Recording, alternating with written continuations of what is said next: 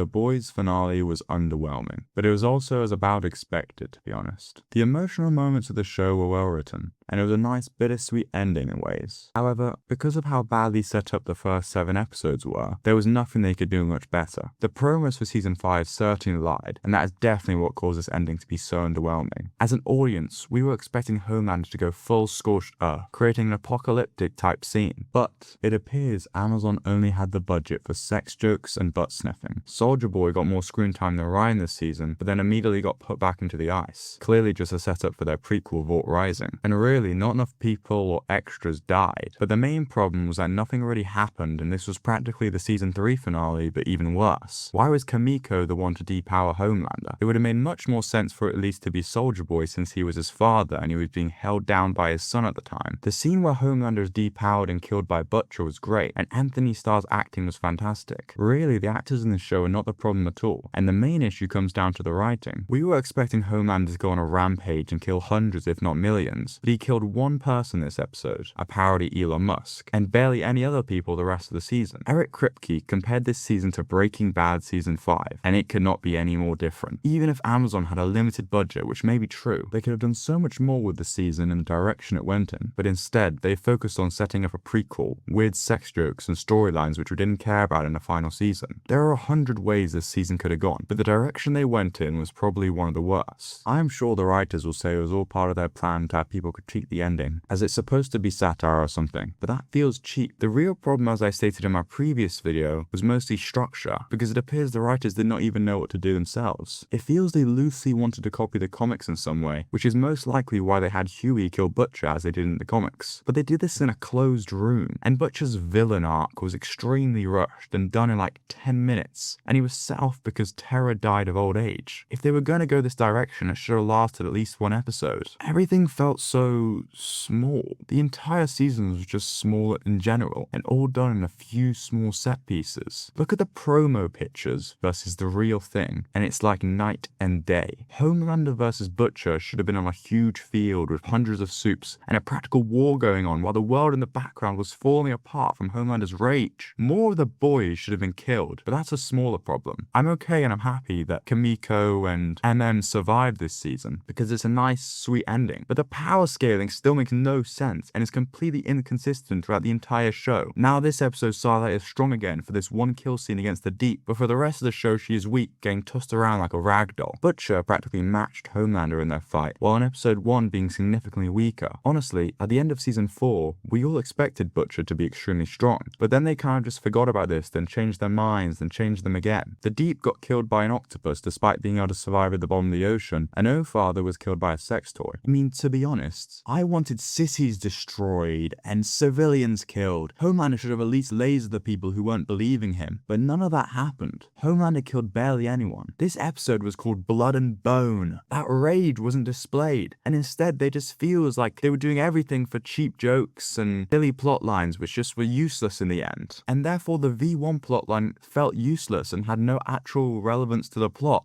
if they weren't going to use it at all, because Homelander could just be held down by 2 suits who a few episodes ago seemed that they wouldn't be able to match him at all. So in terms of power scaling and inconsistencies, it was just awful. We also really didn't need so much Sage this season, especially if she was just going to get away with everything even after organizing death camps. And her entire arc just felt ridiculous. She was never smart to begin with. The Gen V characters also had almost no screen time and were completely useless. Marie Moreau was disrespectfully downplayed in episode 7 about not controlling her powers by Starlight, despite learning to control them in season 2. And the power of love with Frenchie and Kamiko to kill Homelander was kind of stupid, even though it was a nice emotional moment. And I really enjoyed these emotional aspects with Butcher and Huey, and the 2 funerals, although they just said asshole jokes at Frenchie's. And the Billy Joel song at the end of the show was nice. So in terms of feelings, it was great. But the writing was still awful, and not how it should have gone down at all. It was similar to Stranger Things in terms of nice character wrap-ups, but terrible writing and inconsistencies in terms of plot. If that's what it is, then fair enough, and I can respect it. But for the writers to try and say it's a good ending plot-wise, would be crazy. Scorched Earth was 4 people in a room and completely underwhelming, which is definitely the best way to describe this entire season. Almost the whole thing was filler with silly plot lines, and it appears all the budget went to the celebrities in episode 5 and the Samuel L. Jackson cameo. The entire plot of Soldier Boy is also stupid, because now Stan Edgar is CEO again and he could just bring him back, but maybe that's what Clara would have wanted. And in terms of Stormfront's character, it appears they just completely changed this so they could set up the Vault Rising prequel. All in all, it was a bad finale writing-wise, but emotionally very nice, and it was a good run the boys had, but if they wanted to end it well, they should have done it in the season 3 finale. I don't think this show was ever supposed to go on for so long, and that was a real problem, so they can never have a real winner of the season no matter what they did. But nonetheless, it's a fun show with funny moments, and I'll still miss it. So thank you for watching, and please remember to like and subscribe if you enjoyed this video, as there'll be lots more content coming out soon.